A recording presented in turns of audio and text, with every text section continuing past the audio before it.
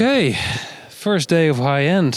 High End München 2024. 24 jetzt, ja. Now let's switch to English because my German sucks. What was your impression of the day? Well, my impression is that there were a lot of people. I think there were at the press conference to start. The director said that there were even more participants, exhibitors than the last year. So it rises. And some manufacturers told us that they have confidence in the market again. That Yeah. That's at least that's what some told us, and that at least the market for high end. Yeah. This is high end which means expensive, deep pockets and stuff. Yeah. And that was really visible here. Wow. Yeah. It was really high-end Munich. I mean, we've seen some crazy components, speakers, amps. I mean, the Vivid, $500,000, euros, I don't know, for a pair. Okay, you get two for that. You get two, yeah. And they already sold some, actually. 6 pairs. Yeah. And I think it's actually quite shocking that you can sell 6 pairs in the pre-sale after just, well, they released it pretty recent. Yeah, they did. And we talked to the head of production, and there were clients who were asking for it to come and say, okay, it's just a pre-release. We just started producing them, man. The guy that is responsible for the production of those loudspeakers, we talked to him for a pretty long time, actually. And he told us the struggles of producing such a high-end speaker, and it's not easy. The tolerance of failure is very low, so you can... Well, zero. Yeah, it's... But to mention that these kind of speakers are being sold all over the world. So not only China, but also the USA, Philippines, Indonesia.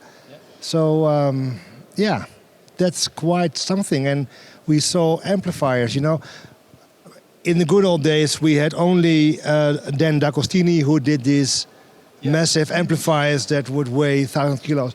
But now there are more. There are more brands that can, they have amps that are, I don't know, humongous, more than humongous.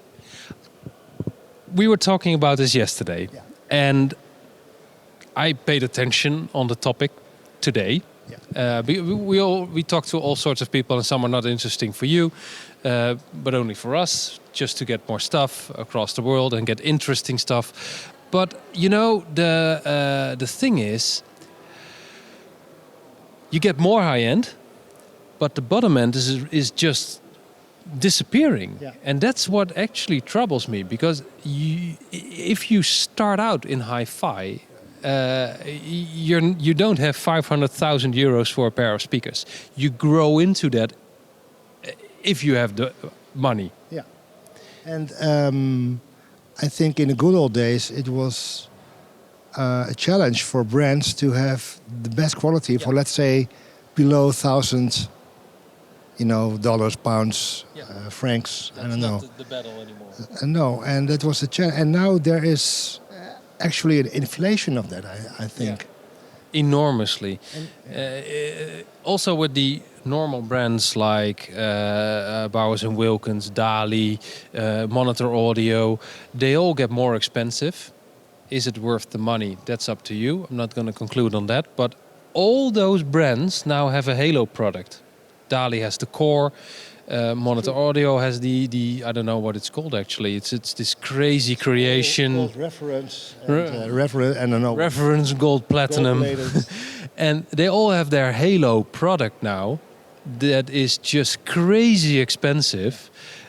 And they demoed it mostly last year, but this year there are even more. So where are we heading, Jung? Give us your... You're asking me. Where are we heading? Well, I think also we are heading, and that's, of course, it's also a sine wave. So I was very glad with the artist in residence. Yeah. Leslie Mandoki. He's looking very mean here, but Yeah, he's looking pretty angry. quite a nice guy. He is a musician he is Germany originally, but he is a world recorder everywhere. Yeah. And this is a record where he records with all his friends: El Di Meola, Bill Evans, Randy Brecker, Corey Henry, Mike Stern, Richard Bona, and his statement, his opening statement of the High End Munich was, "Okay, here we are at the high end, but actually it's the high beginning or the high start. So it starts with the microphone, with and Actually, it starts with the musicians. yeah, of course, but then with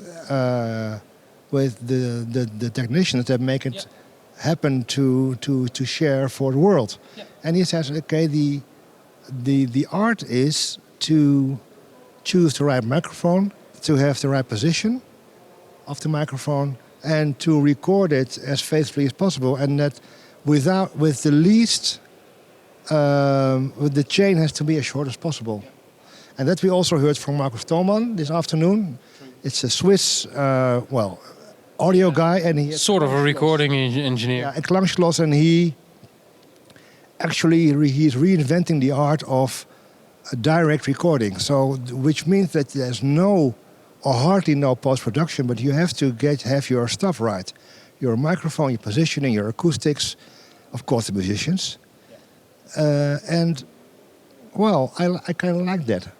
Well, the whole thing with the source material being the most important, we discovered during our sessions, of course, in the Artone studio, which is a very high-end studio, which focuses on microphone placement, quality microphones, quality cables, quality recording gear, and you get an end result that is just amazing with 2 microphones in most cases. And think of the recordings we had in our testing of 62. Yeah. Or your Decca 3 recording, you know, that requires an engineer who knows what microphones to use, on how far from the musicians or the acoustics are like with a room empty or filled with audience. Yeah.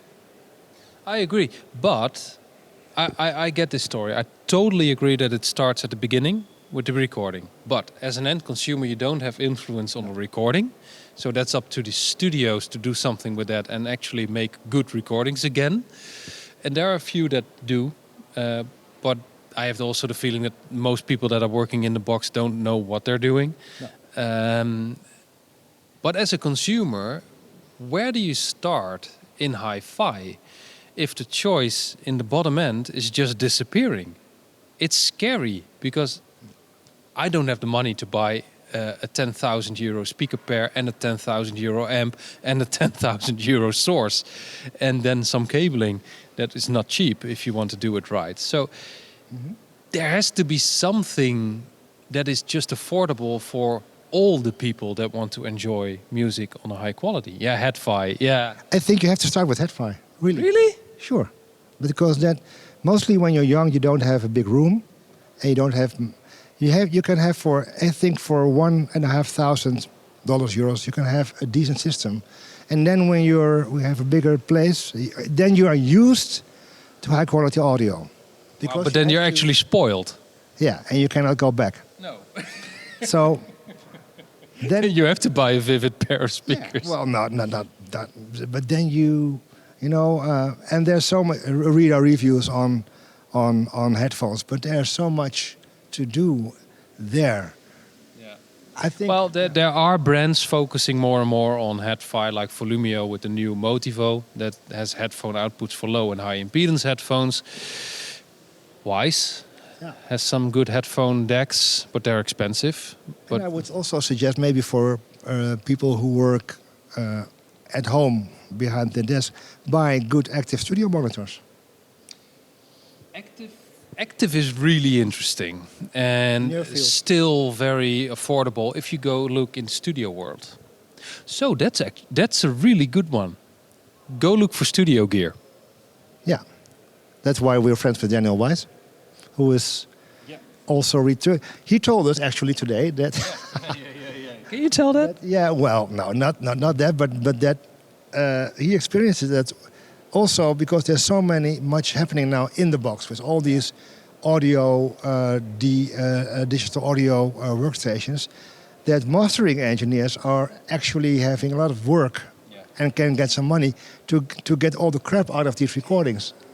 Fix all the things that go wrong. Excuse my French, but and he has pristine plugins wise, so you can also do it with your DAW. But I think pro audio is price cost wise your thing if you want to start, and then later on if you want to have more fancy stuff, please. There's enough to choose, but you have to get used to the, let's say, the non-DSP'd, non-loudness sound. The good, you have to appreciate the mid-range, and that can be done with, I think, also for €1,000. I actually think, honestly, that if you get used to studio gear, like you do, I did, Martijn as well. If you're used to that sound, it's really, really hard to get adjusted to commercial hi-fi, because it's all tuned. And you can like the sound, the salt and pepper, but studio gear is so honest and is so open and pure. I love it. You love it. But is there a way back? We compared it with salt and pepper and garlic sauce, right? Yeah. That you know, hi-fi has to stand out when you are choosing 3 or 4 pairs of speakers. Okay, I don't want that one, but that one has the most taste at that time. Yeah. But it doesn't mean that you can listen to it for hours. No, we talked to some producers today, and I said, it's like fireworks and a Christmas tree. It's funny for a couple of hours, but after that you get tired of it. And that a lot of hi-fi is tuned that way, but that's a whole different story. But I think the studio is actually a very good one to get introduced into good hi-fi, good quality, without all the opschmuck of stuff we see around here right now, because it all gets more expensive, but it doesn't get a lot better, to be honest. And there are more and more hypercars also in this exhibition. There was a Lamborghini, I don't know what it was, an SUV, which was the biggest one. It was almost a Hummer size. Bling. And then it's because of the audio in that car. Of course, it's about the audio in the car. But that says something about maybe the branding. Yeah, it's a telltale sign. Yeah, they just want these higher upper market with their audio branding. And that's why they get into the car industry and then the high-end cars. It's just like Burmester and Mercedes. There are a lot of Bentley and Name, for example. There are a lot of cooperations. And now it's getting more obvious on this high-end show as well. And we say, let's go back to basics. Let's go back to the high beginning. Let's go back to the studio and bring your studio into your living room. Yeah, because honestly, Jung, you had the same. You see a press release, €100,000 for an amp. I don't even open it. No. I don't care. Sorry, we don't open those. Because I just really don't care about that class of high-end. I want something that's affordable for most people with good quality. And I love to write about that stuff. I enjoy more reviewing a system that's around €3,000 to €5,000, which is really good, because I'm really impressed if they can find a balance in that price class. And if you save money for a longer time, you can actually afford it. But something that costs €100,000 and is good, it's supposed to be freaking good. If it's not good, you should be ashamed. So I expect it to be really impressive. And do I enjoy it? I'm impressed, but I don't write about that stuff. No. You won't see those reviews. And I think that's about it. Well, we visit mostly. I didn't look at the products today. I mean, I scanned it, but I was talking to people just like you. I want to know who's behind the brand.